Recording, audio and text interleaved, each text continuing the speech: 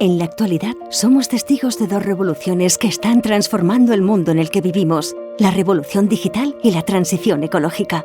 La correcta sincronía de acciones dirigidas a impulsar esta Twin Transition Green and Digital puede ser el método más eficaz para garantizar el futuro de nuestra sociedad.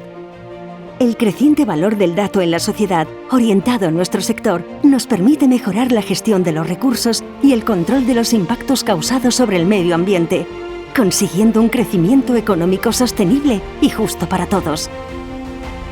Gracias al binomio Green and Digital, estamos más preparados para afrontar los desafíos del futuro, apostando por una economía diferente, generadora de empleo cualificado y respetuosa con nuestro planeta.